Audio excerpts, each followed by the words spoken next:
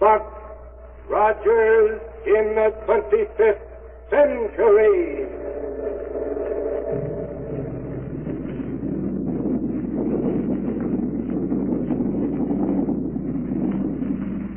Buck Rogers is back on the air.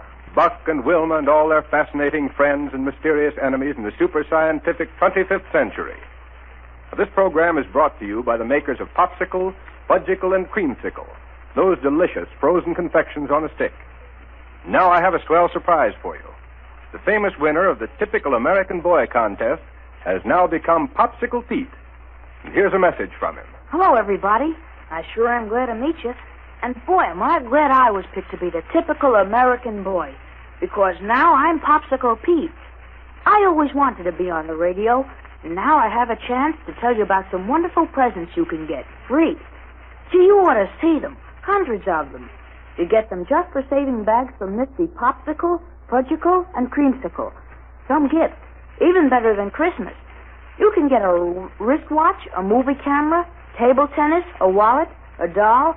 Gee, lots of gifts. Just save the bags from Popsicle, Creamsicle, and Fudgicle on a handy stick. Boy, do they taste good. Wholesome, too, and nourishing. Made fresh every day of the finest ingredients. The biggest 5 cents worth anywhere. And say, kids, get the free illustrated Popsicle gift list at your ice cream store. A free coupon comes with it, worth 10 bags.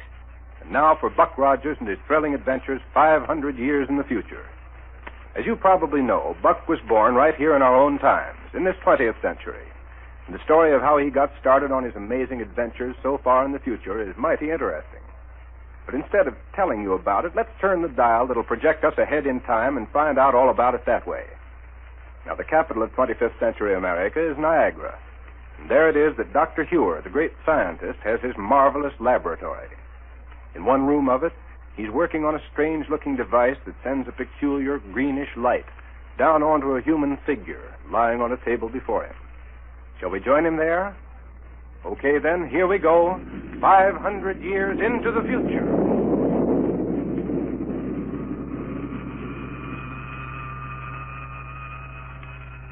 The ray is putting you to sleep. To sleep. Relax and sleep. Sleep. Sleep. Good. The ray's had its effect. Now I can go ahead. Yes, come in. Oh, hello, Wilma. Hello, Dr. Huer. My, why don't you have more light in here? Coming in from outside, I can hardly see a thing in this spooky greenish glow. Part of a little experiment I'm conducting. Oh. But tell me, have you seen anything of Black Barney here in Niagara? Why, no. Hasn't given up his job of Prime Minister on Mars, has he? Oh, no. But one of his Martian rocket ship factories has worked out a new control device for me. I rather hoped he'd get here with it today. Oh. Meantime, I've made ready for a final test of this little invention here.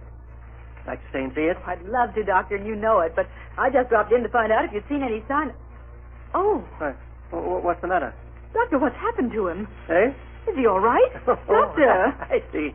What's happened to him? Why is he lying here on the table? Don't worry, Wilma. Don't worry. Doctor, what are you... He is offered to be the subject of my test. That's all. But then, why is he... Simply lying here, comfortably asleep, under the influence of my electro-hypnotic rays.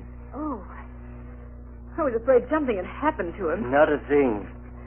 Surely you don't think for a minute that I'd do anything... No, of course not. But the electro-hypnotic ray... Are you sure this experiment won't hurt him in any way? Oh, absolutely sure. Well, you can't blame me for being a little shocked for a minute. But what's that thing up near his head that looks like a miniature power plant with a loudspeaker on top of it? That, Wilma, is my latest scientific achievement. My newly perfected electro-hypno-mentalophone. Your what?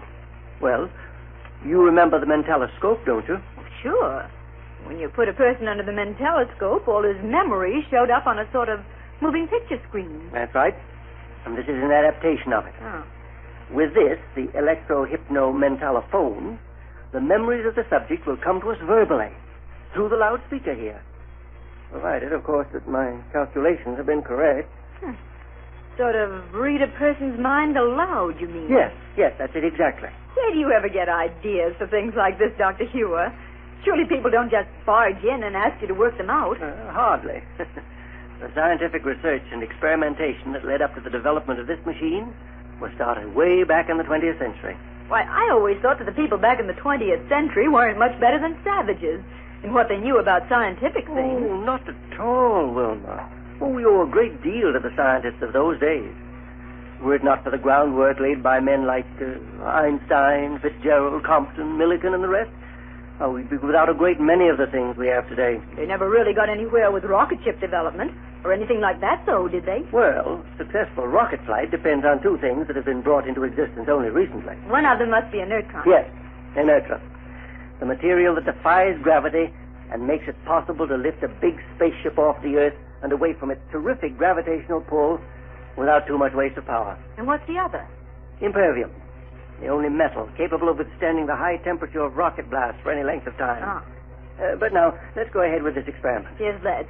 And you can tell me how this apparatus works as we go along, just what it does to them.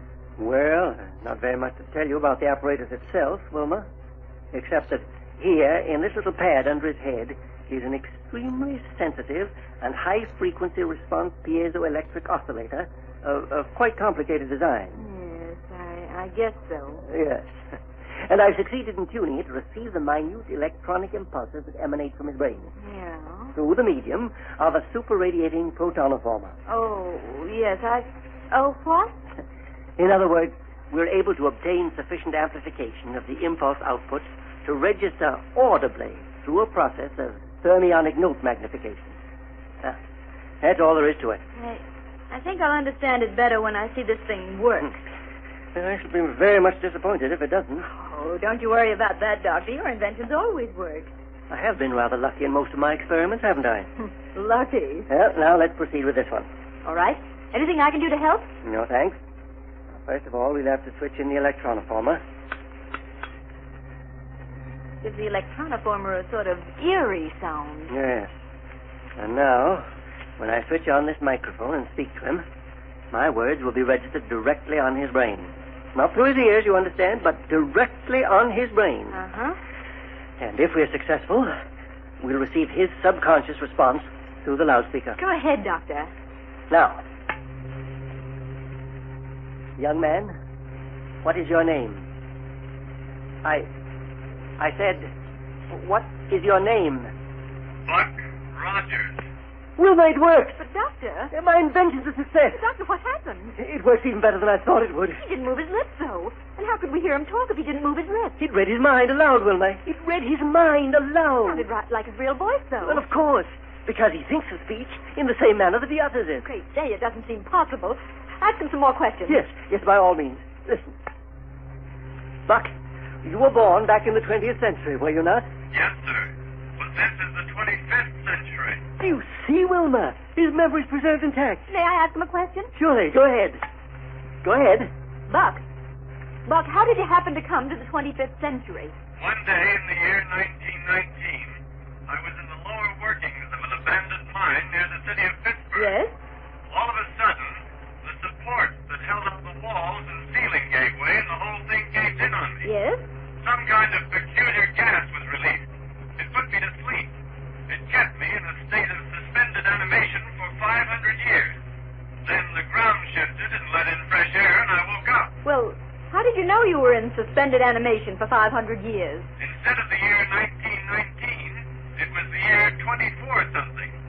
To be exact, it was 24... How did you know what year it was? I was told about it by Lieutenant Wilma Deering, a beautiful girl soldier I met when I first did it. Oh, then you knew Wilma Deering. Oh, I certainly do. She's the finest and bravest girl who ever lived. Why, Wilma... Buck Rogers? Yes? Did you find anything new and different when you first came into the 25th century? Oh, a great deal, thanks to Dr. Huer. Dr. Huer? The greatest scientist who ever lived. What's this? Nowhere in the universe is there a scientist who's done so much good for humanity, or done anything that can even Now, wait. Wait a minute, Buck. Yes? Just forget Dr. Huer and go on with what you were saying. But he's the man who invented the first rocket ship that took us to the moon. And it was that trip that proved the practicability of interplanetary flight. Practicability of interplanetary flight? Nothing wrong with this machine, Doctor. Where else have you gone by rocket ship, Buck? First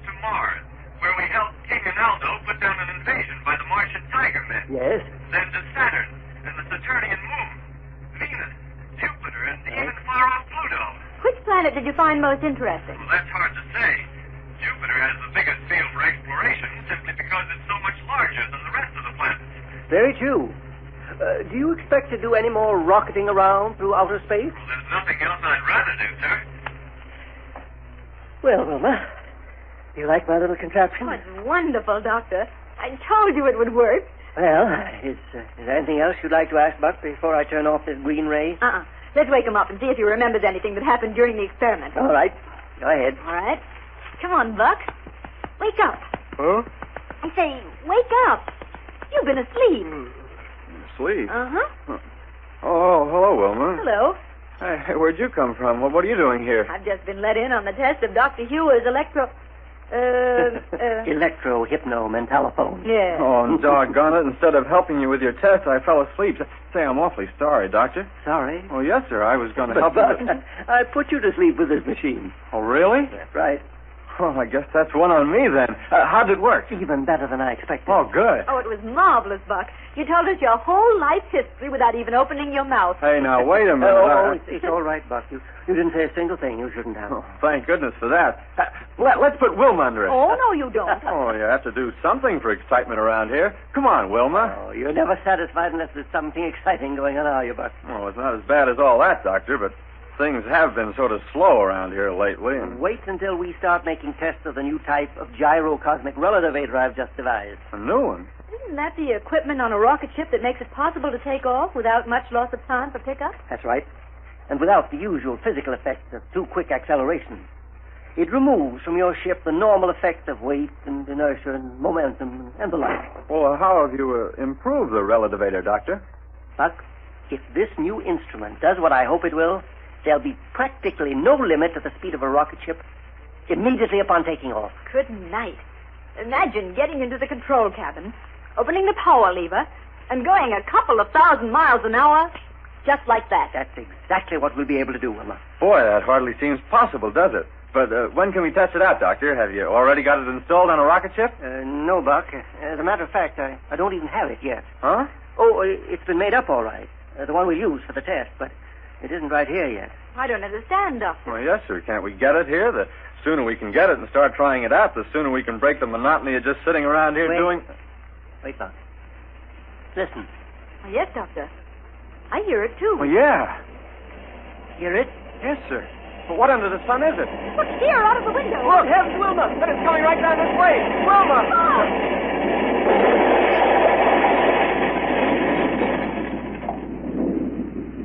Say, Buck's wish for excitement certainly came true in a hurry.